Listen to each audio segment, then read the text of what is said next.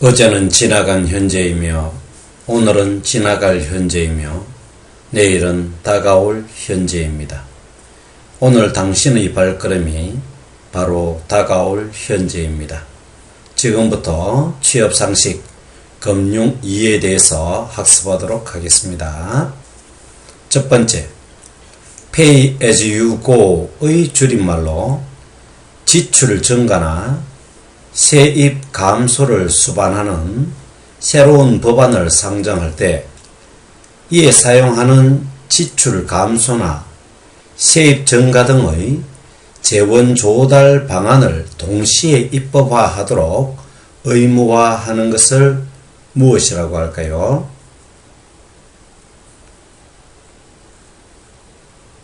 정답은 페이고 원칙입니다.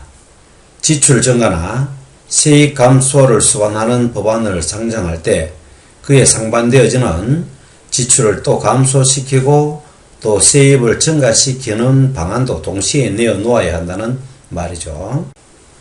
두 번째, 가격표나 메뉴판 등과 같이 제품의 가격 조정을 위하여 들어가는 비용을 말하는데 인플레이션의 발생으로 제품의 가격을 조정해야 할 필요가 있음에도 불구하고 기업들이 가격을 자주 조정하지 않는 이유는 이렇듯 가격을 조정하는데 비용이 들기 때문입니다. 이때 들어가는 이 비용을 무엇이라고 할까요?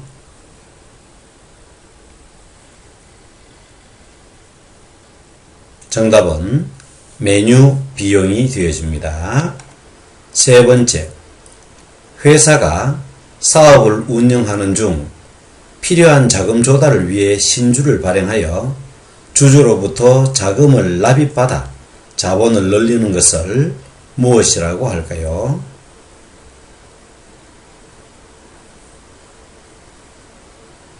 정답은 유상증자가 되어집니다. 주식의 발행은 자본의 증가를 의미하는 것입니다. 그러므로 유상으로 주식을 발행하여 자본을 증가시킨다 하여 유상증자라고 합니다.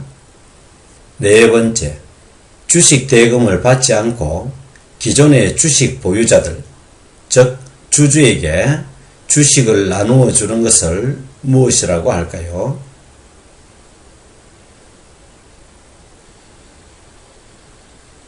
정답은 무상증자입니다. 돈을 받지 않고 자본을 증가시킨다는 뜻이죠. 보통 무상증자를 하는 경우는 각종 적립금 또는 준비금과 같은 자본 항목들 가운데 필요에 따라 자본금으로 전환해 영구적으로 회사 자금으로 만들고 싶을 때 발행하는 것입니다. 회사에 적립해 되어진 돈, 준비금 등 아직 자본화되지 않은 돈을 주식을 발행함으로써 자본화시키는 것을 의미하는 것입니다.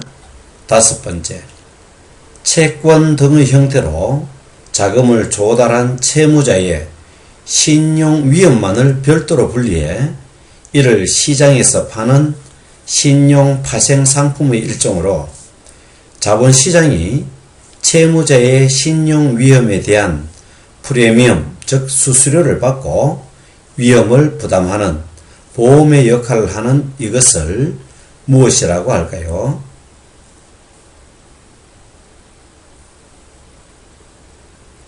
정답은 CDS입니다.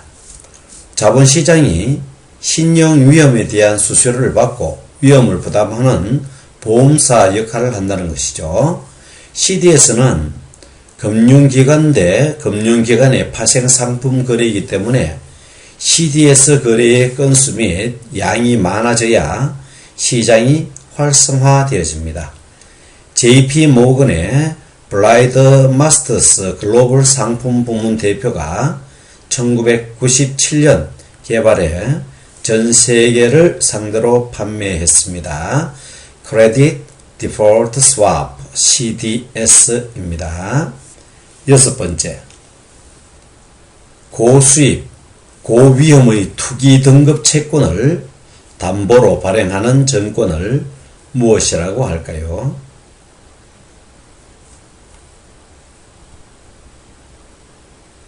정답은 회사채 담보부 정권입니다. 금융기관이 가지고 있는 채권의 투기성 등급물을 모아 이것을 담보로 또 채권을 발행하는 유동화 정권입니다. 회사채를 담보로 해서 발행하는 정권이죠. 회사채 담보부 정권. 7번째, 중앙은행은 금융기관에 빌려주는 자금의 금리를 조정하여 금융기관의 자금 조달 비용에 영향을 주는데, 이때 중앙은행으로부터의 차입 규모를 조절하여 통화량을 줄이거나 늘리는 금융정책 수단을 통칭하여 무엇이라 할까요?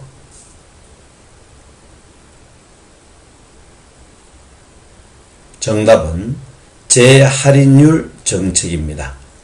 재할인이란 시중은행이 기업에 할인해준 어음을 다시 중앙은행에 가져가서 할인받을 때 사용하는 제도를 의미하는 것입니다. 이 할인율을 조정함으로써 시중의 통화량을 조정할 수가 있는 것입니다.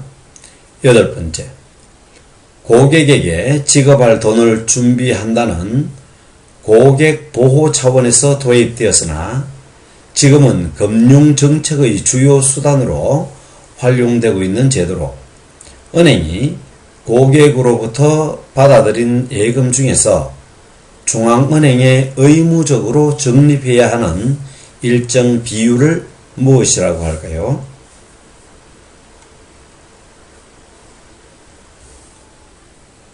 네, 정답은 지급준비율입니다. 지급준비율이 낮아지면 시중에 공급되는 통화가 증가되고 지급준비율이 높아지면 시중에 공급되는 통화가 감소하게 되어지는 것이죠. 이것을 통하여 시중의 통화량을 조절한답니다.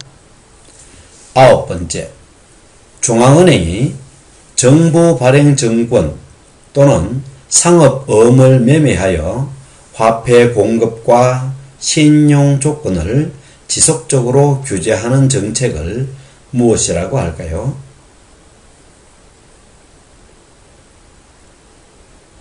정답은 공개시장 조작입니다. 시중에 돈이 많이 유통되어 인플레이션이 우려되면 국채를 발행하여 시중에 돈을 흡수하여 통화량을 감소시키고 또 시중에 돈이 없어 디플레이션, 즉 경기 침체가 우려되면 국채를 다시 사들여 시중의 통화량을 증가시키는 정책을 말합니다. 공개시장 조작 정책입니다. 10번째, 금융정책 중 직접 규제 수단 중의 하나로 은행의 예금 금리와 대출 금리를 직접 규제하는 것을 무엇이라고 할까요?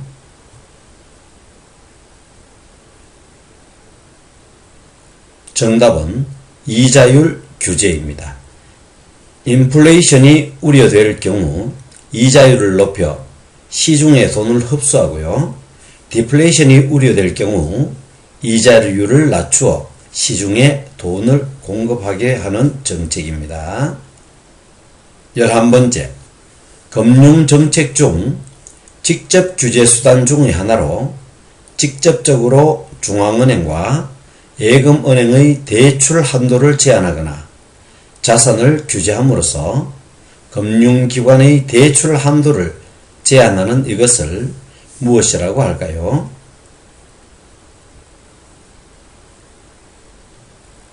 정답은 대출 한도제입니다.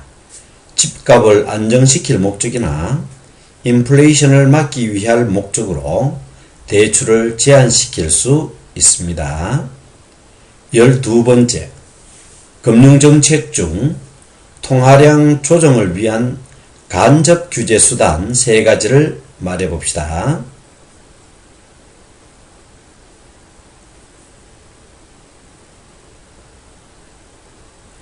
정답은 재할인율 정책, 지급준비율 정책, 공개시장 조작 정책이 간접 규제 수단이 되어집니다. 13번째, 금융정책 중 통화량 조정을 위한 직접 규제 수단 2가지를 말해 봅시다.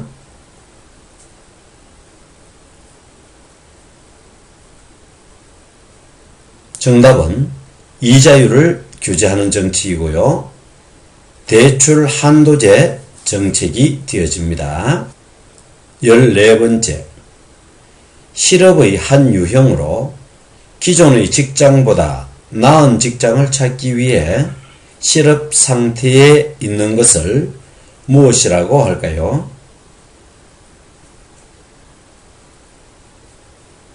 정답은 탐색적 실업이라 합니다.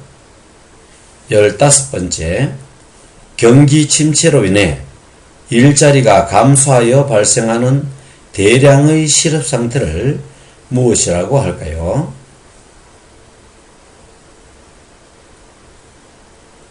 정답은 경기적 실업입니다. 16번째, 직장을 옮기는 과정에서 일시적으로 실업 상태에 놓여 있는 것을 무엇이라고 할까요?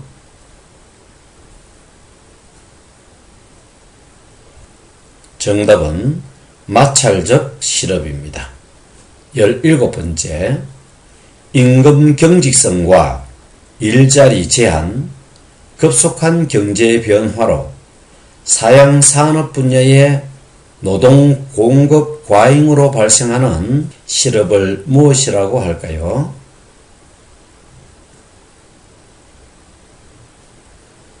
정답은 구조적 실업입니다. 오래 걸어 다리가 아프다는 것은 이때까지 당신은 열심히 걸어왔다는 말입니다. 오늘 한 걸음 내딛은 당신이 바로 승리자입니다. 대단히 고생 많이 하셨습니다.